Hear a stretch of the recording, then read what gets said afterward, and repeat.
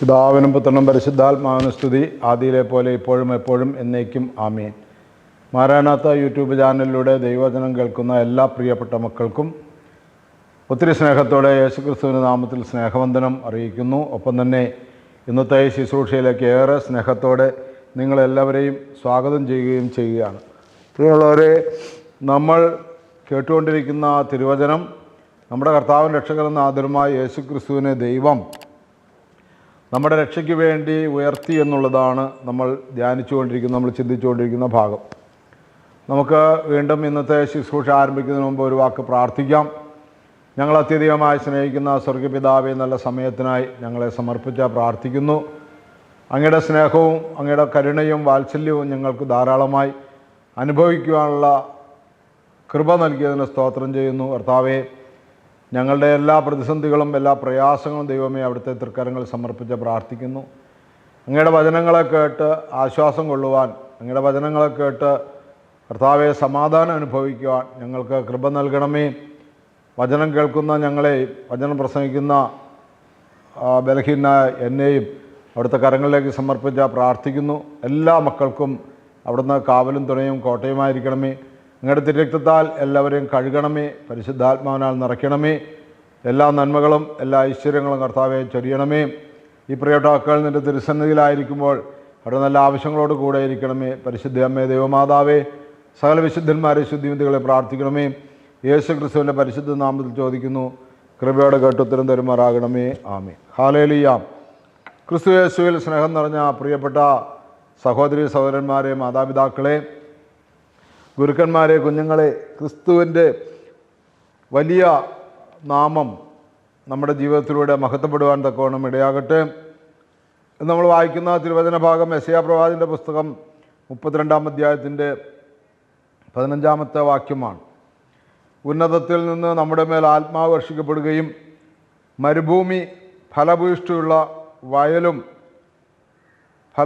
വയൽ വനവുമായി മാറുകയും ചെയ്യുന്നതുവരെ കൊട്ടാരം പരിത്യക്തമായി കിടക്കും.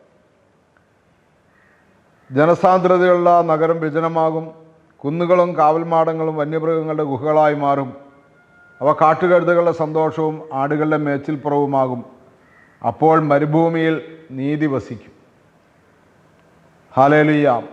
യേശുക്രിസ്തുവിനെ ജീവിതത്തിൻ്റെ രക്ഷകനും നാഥനുമായി സ്വീകരിക്കുന്നതുവരെ നമ്മുടെ ജീവിതത്തിൽ സ്വസ്ഥതയും സമാധാനവും യഥാർത്ഥമായിട്ട് അനുഭവിക്കാൻ പറ്റില്ല എന്ന് പ്രവാചകനിലൂടെ കർത്താവ് അരുളി ചെയ്യുകയാണ്.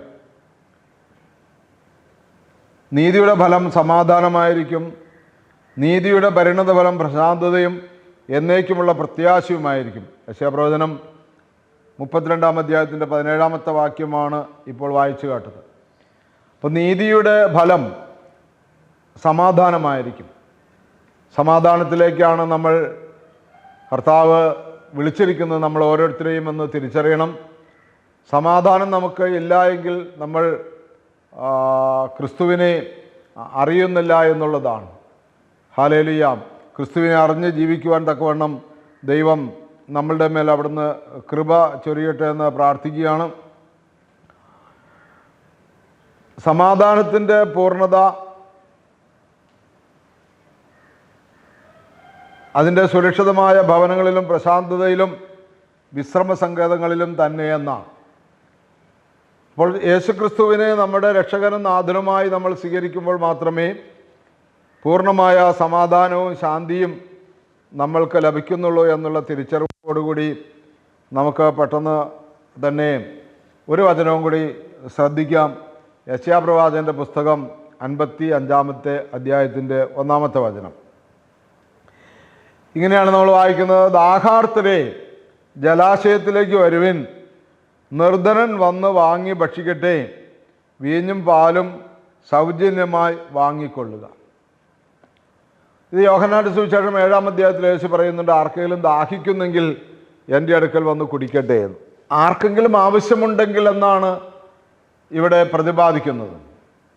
ദാഹാർത്തരെ എന്ന് പറഞ്ഞാൽ സമാധാനമില്ലാത്ത അവസ്ഥ നമുക്ക് ഇതിനെ വ്യാഖ്യാനിക്കാം. പരിശുദ്ധാത്മാവ് വന്നു കഴിയുമ്പോൾ നിങ്ങൾ സമാധാനത്തിലും ശാന്തിയിലും സ്വസ്ഥതയിലും ജീവിക്കുമെന്ന് തിരുവചനം നമ്മളെ പഠിപ്പിക്കുന്നുണ്ടല്ലോ.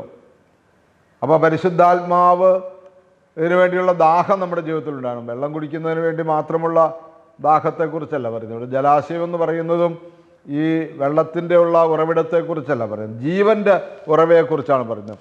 ജീവൻ ഉണ്ടാകാനും അത് സമൃദ്ധിയായിട്ടുണ്ടാകാനും യേശുക്രിസ്തുവിലേക്ക് വരണമെന്ന് പറയും. ദാഹാർത്തരെയും ജലാശയത്തിലേക്ക് വരുവിൻ, നിർധനൻ എന്ന് പറഞ്ഞാൽ ഒന്നും വകയില്ലാത്തവൻ വാങ്ങി ഭക്ഷിക്കട്ടെ, വീഞ്ഞും പാലും സൗജന്യമായി വാങ്ങിക്കൊള്ളുക. സന്തോഷവും സ്വസ്ഥതയും സമാധാനമൊക്കെ സൗജന്യമായി വാങ്ങിക്കൊള്ളുവാനാണ് പ്രവാചകനിലൂടെ കർത്താവ് പറയുന്നത്. രണ്ടാമത്തെ വാക്യം ഇങ്ങനെയാണ് പറയുന്നത്, ആഹാരത്തിന് വേണ്ടിയല്ലാതെ എന്തിന് പണം മുടക്കുന്നു എന്ന് പറഞ്ഞാൽ സംതൃപ്തിക്ക് വേണ്ടിയല്ലാതെ എന്തിന് അധ്വാനിക്കുന്നു. അപ്പോൾ ആഹാരത്തിന് വേണ്ടിയല്ലാതെ എന്തിന് പണം മുടക്കുന്നു? അപ്പോൾ പണം മുടക്കി എത്ര ആഹാരം വാങ്ങിയാലും നമുക്ക് വിശപ്പ് മാറുന്നില്ലെങ്കിൽ, സന്തോഷത്തിനു വേണ്ടി എത്ര പണം മുടക്കിയാലും സംതൃപ്തമാകുന്നില്ലെങ്കിൽ, അതാണ് അതിൻ്റെ വ്യാഖ്യാനം. ആഹാരത്തിന് വേണ്ടിയല്ലാതെ എന്തിന് പണം മുടക്കുന്നു? അപ്പം ആഹാരത്തിന് വേണ്ടിയാണ് സത്യത്തിൽ നമ്മൾ ജീവിക്കുന്നത് എന്ന് തന്നെയാണ് നമുക്ക് പറയാനുള്ളത്. ആഹാരമില്ലായിരുന്നുവെങ്കിൽ നമ്മൾ ഇത്ര അധ്വാനിക്കേണ്ട ആവശ്യമില്ലായിരുന്നു എന്ന് വരെ വേണമെങ്കിൽ പറയാം. ഇപ്പോൾ ഒരാൾക്ക് 10 ദിവസത്തെ ജോലിയില്ല എന്ന് പറഞ്ഞാൽ അയാൾക്ക് ശാരീരികമായിട്ടുള്ള ഭക്ഷണത്തിന് വേണ്ട ആവശ്യങ്ങൾക്ക് നിറവേറ്റാനുള്ള വരുമാനമില്ലാതെ വരുന്നു, അയാൾ പട്ടിണിയിലേക്ക് പോകുന്ന അനുഭവം ഉണ്ടാകും. അതുകൊണ്ട് അങ്ങനെ 10 അല്ല 100 അല്ല, 1 കൊല്ലം അല്ല 10 കൊല്ലം, ഇങ്ങനെ ഒരു ആയുസ് മുഴുവൻ സമ്പാദിച്ചു കൂട്ടുകയാണ് മനുഷ്യൻ ഈ പട്ടിണി വരാതിരിക്കാൻ, ഈ ആഹാരത്തിന് യാതൊരു കുറവുമില്ലാതിരിക്കാൻ. പക്ഷേ ദൈവത്തിൻ്റെ വചനം ചോദിക്കുന്നു, ആഹാരത്തിന് വേണ്ടി അല്ലാതെ എന്തിന് അധ്വാനിക്കുന്നു? അപ്പം ആഹാരം കഴിക്കണ്ട എന്നുള്ള രീതിയിൽ ആരെങ്കിലും അധ്വാനിക്കാതിരിക്കുന്നുണ്ടോ? ഇല്ല. ആഹാരം അധ്വാനിക്കാൻ കെൽപ്പില്ലെങ്കിൽ ഭിക്ഷ എടുത്തിട്ടാണെങ്കിലും മനുഷ്യൻ ആഹാരം കഴിക്കുന്നുണ്ട്. അപ്പോൾ ഇവിടെ ആഹാരത്തിന് വേണ്ടി അല്ലാതെ എന്ന് പറയുമ്പോൾ യഥാർത്ഥ സമാധാനത്തിന് വേണ്ടി അല്ലാതെ എന്തിന് മനുഷ്യൻ അധ്വാനിക്കുന്നു? അതുകൊണ്ടായിരിക്കാം യേശു പറഞ്ഞത്, അധ്വാനിക്കുന്നവരും ഭാരം വഹിക്കുന്നവരാൽ നിങ്ങളെല്ലാവരും എൻ്റെ അടുക്കൽ വരിക, ഞാൻ നിങ്ങളെ ആശ്വസിപ്പിക്കാമെന്ന് പറഞ്ഞു. അപ്പോൾ ജെറുസലേമിൽ സിയോനിൽ വസിക്കുന്ന ജീവനുള്ളവരുടെ കൂട്ടത്തിൽ എണ്ണപ്പെടുന്ന എല്ലാ ജെറുസലേം നിവാസികളും വിശുദ്ധരെന്ന് വിളിക്കപ്പെടുമെന്ന് പറഞ്ഞാൽ, പ്രിയമുള്ളവരെ, അനശ്വരമായ നിത്യജീവന് വേണ്ടി അധ്വാനിക്കുന്ന, നിത്യജീവന് വേണ്ടി കഷ്ടപ്പെടുന്ന, നിത്യജീവന് വേണ്ടി തങ്ങളുടെ ലൗകിക സുഖങ്ങളെ ഉപേക്ഷിക്കുന്ന മനുഷ്യനെ കുറിച്ചാണ് ഇവിടെ പറയുന്നത്. ഈ എന്തിനു വേണ്ടി അല്ലാതെ എന്തിന് പണം മുടക്കുന്നു എന്ന്, ആഹാരത്തിന് വേണ്ടിയല്ലാതെ എന്തിന് പണം മുടക്കുന്നു, സംതൃപ്തിക്ക് വേണ്ടിയല്ലാതെ എന്തിന് അധ്വാനിക്കുന്നു. അപ്പം നമുക്കറിയാം, ചില ആളുകൾ സംതൃപ്തമാകാൻ വേണ്ടി മദ്യം കഴിക്കാറുണ്ട്, ലഹരികൾ ഉപയോഗിക്കാറുണ്ട്, പുകവലിക്കുന്നുണ്ട്, അങ്ങനെ ഒരുപാട്. പക്ഷെ അതൊന്നും അവർക്കൊരു സംതൃപ്തി നൽകുന്നില്ല, ഒരു സമാധാനം അതിൽ നിന്ന് ലഭിക്കുന്നില്ല. കാരണം ഇത് അങ്ങനെയെങ്കിൽ ഇതിൻ്റെ അളവ് അവർക്ക് ചുരുക്കാമായിരുന്നു. ഏതെങ്കിലും 1-ലോ 2-ലോ, ഇപ്പോൾ ഒരു സിഗരറ്റ് വലിക്കുന്ന ആളാണെങ്കിൽ ഒരു ദിവസം 1-എണ്ണത്തിലോ 2-എണ്ണത്തിലൊക്കെ നിർത്താമായിരുന്നു. അതിനകത്ത് പൂർണ്ണ സംതൃപ്തി കിട്ടുമായിരുന്നു. പക്ഷെ അതിനകത്ത് സംതൃപ്തി ഇല്ല. ഒന്ന് കഴിയുമ്പോൾ അടുത്തത് എണ്ണം വർദ്ധിക്കുന്നു, പണം ചെലവാകുന്നു എന്നുള്ളതല്ലാതെ സംതൃപ്തി ലഭിക്കുന്നില്ല. മറിച്ച് അതിൻ്റെ ദോഷവശങ്ങൾ, അതിൻ്റെ ആരോഗ്യ പ്രശ്നങ്ങളൊക്കെ അനുഭവിക്കുകയും വേണം. അപ്പോൾ ആഹാരത്തിന് വേണ്ടിയല്ലാതെ എന്തിന് പണം മുടക്കുന്നു, സംതൃപ്തിക്ക് വേണ്ടിയല്ലാതെ എന്തിന് അധ്വാനിക്കുന്നു. എന്നിട്ട് പറയുകയാണ്, എൻ്റെ വാക്ക് ശ്രദ്ധിച്ച് കേൾക്കുക, നന്നായി ഭക്ഷിക്കുകയും വിശിഷ്ട ഭോജ്യങ്ങൾ ആസ്വദിക്കുകയും ചെയ്യുക. എൻ്റെ അടുക്കൽ വന്ന് എൻ്റെ വാക്ക് കേൾക്കുവിൻ, നിങ്ങൾ ജീവിക്കും. അപ്പോൾ എന്താണ് സംതൃപ്തമാകാനുള്ള ഉപാധി എന്ന് ചോദിച്ചാൽ, ദൈവത്തിൻ്റെ അടുക്കൽ വന്ന് ദൈവത്തിൻ്റെ വചനം കേൾക്കുക, യേശുക്രിസ്തുവിനെ കുറിച്ച് കേൾക്കുക, യേശുക്രിസ്തുവിനെ അറിയുക. അപ്പോൾ ജീവിക്കും. ഞാൻ നിങ്ങളുമായി ശാശ്വതമായ ഒരു ഉടമ്പടി ഉണ്ടാക്കും. ദാവീദിനോടെന്ന പോലെ നിങ്ങളോട് ഞാൻ സ്ഥിരമായ സ്നേഹം കാട്ടും. ഇതാ ഞാൻ അവനെ ജനതകൾക്ക് സാക്ഷിയും നേതാവും അധിപനുമാക്കിയിരിക്കുന്നു. അതിൻ്റെ 6-ാമത്തെ വാക്യം പറയുകയാണ്, കർത്താവിനെ കണ്ടെത്താൻ കഴിയുന്ന ഇപ്പോൾ തന്നെ അവിടുത്തെ അന്വേഷിക്കുവിൻ, അവിടുന്ന് അരികെയുള്ളപ്പോൾ അവിടുത്തെ വിളിക്കുവിൻ. കർത്താവിനെ കണ്ടെത്താൻ കഴിയുന്ന ഇപ്പോൾ തന്നെ അവിടുത്തെ അന്വേഷിക്കുവിൻ, അവിടുന്ന് അരികെയുള്ളപ്പോൾ അവിടുത്തെ വിളിക്കുവിൻ. അത് പ്രധാനപ്പെട്ട ഒരു കാര്യമാണ് പ്രിയമുള്ളവരെ. എൻ്റെ ജീവിതത്തിലൊക്കെ ഞാൻ അനുഭവിച്ച ഒരു കാര്യമാണത്. ഞാനിങ്ങനെ ധ്യാനം കൂടിയ സമയത്ത് ഈ വചനങ്ങളൊക്കെ കേട്ടപ്പോൾ കർത്താവ് എൻ്റെ അരികത്തുണ്ടെന്ന് എനിക്ക് ബോധ്യമായി. കർത്താവാണ് എന്നെ ഈ ധ്യാന കേന്ദ്രത്തിൽ എത്തിച്ചിരിക്കുന്നതെന്ന് എനിക്ക് മനസ്സിലായി. എൻ്റെ അടുത്തുണ്ട് എന്നെനിക്ക് അവിടെ വെച്ച് ബോധ്യം വന്നു. അപ്പോൾ ഞാൻ കർത്താവിനെ വിളിക്കാൻ തുടങ്ങി, കണ്ടെത്തണമെന്ന് ആഗ്രഹിച്ചു. അവിടുത്തെ വിളിക്കുവിൻ, അന്വേഷിക്കുവിൻ.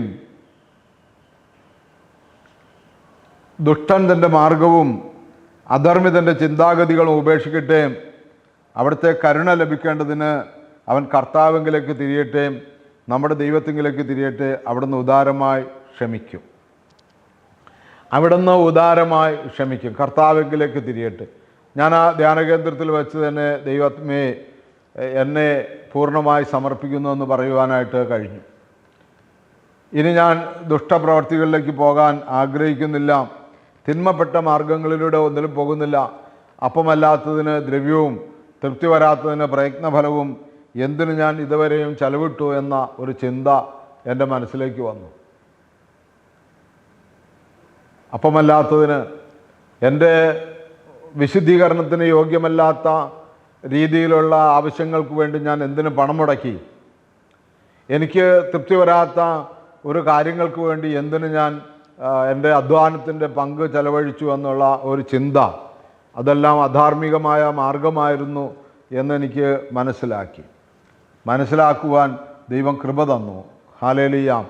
പ്രിയമുള്ളവരെ, എന്നെ കേൾക്കുന്ന ഓരോരുത്തരും ഈ സമയം ചിന്തിക്കുക, എൻ്റെ ജീവിതത്തിൽ, നിങ്ങളുടെ ഓരോരുത്തരുടെയും ജീവിതത്തിൽ എന്തിനു വേണ്ടി ആണ് ഞാൻ എൻ്റെ അധ്വാന ഫലം മുഴുവനും ചെലവഴിക്കുന്നത് എന്ന് പരിശോധിക്കുക.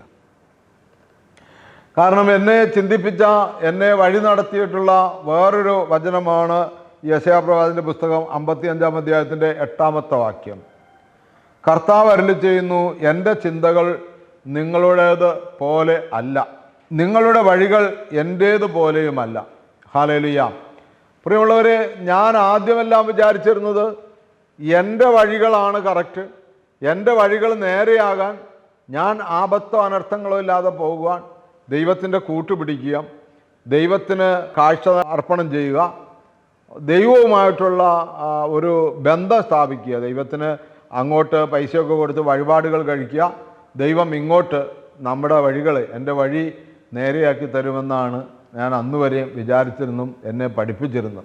പക്ഷേ ഈ വചനമാണ് എന്നെ ഒത്തിരി മാറ്റം വരുത്തിയത് എൻ്റെ ജീവിതത്തിൽ. എൻ്റെ വഴികൾ നിങ്ങളുടെ വഴികളല്ല, എൻ്റെ ചിന്തകൾ നിങ്ങളുടെ ചിന്തയുമല്ല. അപ്പോൾ ദൈവത്തിൻ്റെ ചിന്തകളും മനുഷ്യൻ്റെ ചിന്തയും ദൈവത്തിൻ്റെ വഴികളും മനുഷ്യൻ്റെ വഴികളും തമ്മിൽ ഒത്തിരി വ്യത്യാസമുണ്ടെന്നാണ് പറയുന്നത്. എത്ര വ്യത്യാസമാണ് പറയുന്നത് അറിയുമോ? ആകാശം ഭൂമിയേക്കാൾ ഉയർന്നു നിൽക്കുന്നു, അതുപോലെ എൻ്റെ വഴികളും ചിന്തകളും നിങ്ങളുടേതിനേക്കാൾ ഉന്നതമത്രേ. ആകാശം ഭൂമിയേക്കാൾ ഉയർന്നു നിൽക്കുന്നത് കൊണ്ട് ഉന്നതമായ ചിന്തകളിലേക്ക് നമ്മൾ പ്രവേശിക്കേണ്ടിയിരിക്കുന്നു. ആകാശത്തിൻ്റെയും ഭൂമിയുടെയും അകലം, അത് തമ്മിലുള്ള അകലം എത്ര ഉണ്ടോ അത്രയും അകലമുണ്ട് നമ്മുടെ വഴികളും നമ്മുടെ ചിന്തകളും ദൈവത്തിൻ്റെ വഴികളും ദൈവത്തിൻ്റെ ചിന്തകളും. അപ്പോൾ ദൈവം നമ്മളെക്കുറിച്ച് ചിന്തിക്കുന്നത് എന്താണെന്നാണ് ആദ്യം പരിശോധിക്കേണ്ടത്. നമ്മുടെ ചിന്തകളിലേക്ക് ദൈവത്തെ വിളിക്കാൻ പാടില്ല. നമ്മുടെ ചിന്തകളിലേക്ക് ദൈവത്തെ വിളിച്ചാൽ നമ്മൾ അപകടത്തിലെത്തും, നമ്മൾ തൃപ്തരാകില്ല. ഇപ്പോൾ ഇസ്രായേൽ ജനത്തിൻ്റെ കഷ്ടപ്പാടിലേക്ക് അവർ ദൈവത്തെ വിളിച്ചു. ഇസ്രായേൽ ജനത്തിൻ്റെ കഷ്ടപ്പാടിലേക്ക് അവർ ദൈവത്തെ വിളിച്ചപ്പോൾ ദൈവം അവരുടെ ഇടയിലേക്ക് വന്നു. മോശ വഴിയാണ് വന്നത് അവരെ രക്ഷിക്കാൻ. അവരെ വലിയ എന്താ പറയുന്ന വില കൊടുത്ത് രക്ഷിച്ചു. അവർ ചെങ്കടലൊക്കെ രണ്ടാക്കി അവർ രക്ഷിച്ചു. പക്ഷെ അവർ പിന്നീടുള്ള അവർ ചെങ്കടൽ കടന്ന് ആ വലിയ അത്ഭുതത്തിൽ അവർ കർത്താവിനെ മഹത്വപ്പെടുത്തിയെങ്കിലും പിന്നീട് അവർ മാറായിൽ വന്നപ്പോൾ ജലം കയ്പുള്ളതാണെന്ന് കണ്ടിട്ട് ദൈവത്തോട് അവർ പെറുപിറുത്തു എന്ന് പറയും. അപ്പം നമ്മുടെ ആവശ്യങ്ങളിലേക്ക് നമ്മുടെ വഴിയിലേക്ക് ദൈവത്തെ വിളിച്ചിറക്കി കൊണ്ടുവരുമ്പോൾ നമ്മളിൽ പിന്നെയും പിന്നെയും അസ്വസ്ഥതകളും പിന്നെയും പ്രശ്നങ്ങളുണ്ടാവും. സോ ദൈവത്തിൻ്റെ വഴിയിലേക്ക് ദൈവം നമ്മളെ നയിക്കുന്നതനുസരിച്ച് നമ്മൾ മുന്നോട്ട് പോകുമ്പോൾ നമ്മുടെ ഇടയിൽ അത്ഭുതം നടക്കും. ഇപ്പം അബ്രാഹാമിൻ്റെ ജീവിതം നമുക്ക് എടുത്തു നോക്കിക്കഴിഞ്ഞാൽ അങ്ങനെയാണ്. ദൈവത്തിൻ്റെ വഴിയിലേക്ക് ദൈവത്തിൻ്റെ പദ്ധതിയിലേക്ക് അബ്രാഹത്തോട് വരാൻ അബ്രാഹാമിനെ ദൈവം വിളിക്കുകയാണ്. നീ നിൻ്റെ പിതൃദേശത്തെയും ചാർച്ചക്കാരും വിട്ട് ഞാൻ നിന്നോട് കൽപ്പിക്കുന്ന ദേശത്തേക്ക് വരിക എന്ന് പറയുന്നത്. അപ്പോൾ ദൈവത്തിൻ്റെ വഴികളിലേക്ക് വരാൻ വേണ്ടി ആഹ്വാനമുണ്ടാവുകയാണ്. അപ്പോൾ അബ്രാഹാം ദൈവത്തിൻ്റെ വഴികളിലേക്ക് വരുമ്പോൾ അബ്രാഹാമിൻ്റെ ചിന്ത ദൈവത്തിൻ്റെ ചിന്തയായിട്ട് മാറുകയാണ്. അബ്രാഹാമിൻ്റെ ചിന്ത ദൈവത്തിൻ്റെ, അബ്രാഹാമും ദൈവവും ഒന്നാണെന്നുള്ള ഒരു ബോധ്യത്തിലേക്ക് വരികയാണ്. അവിടെയാണ് യെശയ്യാപ്രവാചകന്റെ പുസ്തകം 55:8 പറയുന്നത്, എൻ്റെ വഴികളും ചിന്തകളും ആകാശം ഭൂമിയേക്കാൾ ഉയർന്നു നിൽക്കുന്നത് പോലെ നിങ്ങളുടേതിനേക്കാൾ ഉന്നതമത്രേ. അതാണ് ഇപ്പോൾ കർത്താവിനെ കണ്ടെത്താൻ കഴിയുന്ന സമയത്ത് അന്വേഷിക്കാൻ പറയുന്നത്. അപ്പോൾ എവിടെയാണ് നമ്മുടെ വഴികളിലല്ല കർത്താവിനെ അന്വേഷിക്കേണ്ടത്, കർത്താവിൻ്റെ വഴിയിൽ കർത്താവിനെ അന്വേഷിക്കണം. കർത്താവിൻ്റെ വഴിയിൽ കർത്താവിനെ അന്വേഷിക്കണം. അപ്പോസ്തലന്മാർ അന്ത്രയോസ് ചോദിച്ചു, അങ്ങ് എവിടെയാണ് താമസിക്കുന്നത്? വന്ന് കാണുക എന്ന് പറഞ്ഞു. വന്ന് കാണുക. യേശു താമസിക്കുന്നിടത്തേക്ക് അവർ പോയെന്ന് പറഞ്ഞു. അപ്പോൾ വന്ന് കാണാനുള്ള ഒരാഹ്വാനമുണ്ട്, വന്ന് കാണുവാനുള്ള ആഹ്വാനം. നമുക്ക് നമ്മളെ തന്നെ പൂർണ്ണമായി സമർപ്പിക്കാം. കർത്താവിൻ്റെ വഴിയിലേക്ക് നാം രൂപാന്തരപ്പെടാൻ, കർത്താവിൻ്റെ വഴിയിലേക്ക് വരുവാൻ നമുക്ക് നമ്മളെ തന്നെ പൂർണ്ണമായി സമർപ്പിക്കാം. ഹെരോദോസിൻ്റെ കൊട്ടാരത്തിൽ യേശുക്രിസ്തുവിനെ അന്വേഷിച്ച രാജാക്കന്മാരോട് ദൂതൻ പറഞ്ഞു, നിങ്ങൾ വന്ന വഴിയെ പോകരുത്. നാം ഇന്ന് വരെ ആയ വഴികളിലല്ല, ദൈവത്തിൻ്റെ വഴിയിലേക്ക് നമുക്ക് മാറാം. ദൈവമേ, അങ്ങയുടെ വഴി എന്നെ കാണിച്ചു തരണമേ എന്ന് നമുക്ക് പ്രാർത്ഥിക്കാം. അങ്ങയുടെ ചിന്തകൾ കൊണ്ട് എൻ്റെ ചിന്തകളെ നിറയ്ക്കണമെന്ന് പ്രാർത്ഥിക്കാം. Hallelujah, hallelujah. കാരുണ്യവാനായ കർത്താവേ, അങ്ങയുടെ ചിന്തകളും അങ്ങയുടെ വഴികളും എൻ്റെ ചിന്തകളിലും എൻ്റെ വഴികളിലും നിറഞ്ഞു നിൽക്കണമേ എന്ന് പ്രാർത്ഥിക്കുന്നു. ഇനി മുതൽ എൻ്റെ ഹിതമല്ല അങ്ങയുടെ ഹിതമാണ് നടക്കേണ്ടതെന്ന് പ്രാർത്ഥിക്കുന്നു. കർത്താവെ, ചേർന്ന് ഞങ്ങൾ അടിയങ്ങളെ പൂർണ്ണമായി സമർപ്പിക്കുന്നു. എൻ്റെ ഹിതം പോലെയല്ല നിൻ്റെ ഹിതം പോലെ എന്നെ, എൻ്റെ ഹിതം പോലെയല്ല കർത്താവെ, അങ്ങയുടെ ഹിതം പോലെ എന്നെ നിത്യവും നടത്തണം. എന്നെ അങ്ങ് പരിപാലിക്കണം. എൻ്റെ വഴികളല്ല അങ്ങയുടെ വഴികളിലൂടെ ഞാൻ നടക്കുവാൻ തക്കവണ്ണം എൻ്റെ വഴികൾ മാറ്റി അങ്ങയുടെ വഴികളെ എനിക്ക് തെളിയിച്ചു തരണം. അതിന് അങ്ങയുടെ വചനം എൻ്റെ പാതയിൽ വിളക്കും പാതയിൽ പ്രകാശവുമായിട്ട് നിൽക്കണമേ എന്ന് പ്രാർത്ഥിക്കുന്നു. ഈ വചനം കേൾക്കുന്ന എല്ലാ മക്കളെയും അനുഗ്രഹിക്കണമേ. അവർ ഇന്നുവരെയും തുടർന്ന വഴികളിൽ അവർക്കൊരുപാട് കഷ്ടങ്ങളും നഷ്ടങ്ങളൊക്കെ ഉണ്ടായിട്ടുണ്ട് നാഥ. അതെല്ലാം മാറ്റി അവരെ അങ്ങയുടെ വഴിയിലേക്ക് നയിച്ച് അങ്ങയുടെ മക്കളുടെ സ്ഥാനത്തേക്ക് ഉയർത്തണമേ എന്ന് പ്രാർത്ഥിക്കുന്നു. സകലവും ഞങ്ങൾക്കായി കാൽവറിയിൽ ജീവൻ വെച്ച് ഞങ്ങളെ രക്ഷിച്ചു കൊണ്ടെടുത്ത യേശു ക്രിസ്തുവിൻ്റെ പരിശുദ്ധ നാമത്തിൽ ചോദിക്കുന്നു. കൃപയോടെ കേട്ട് ഉത്തരം തരുമാറാകണമേ. ആമീൻ.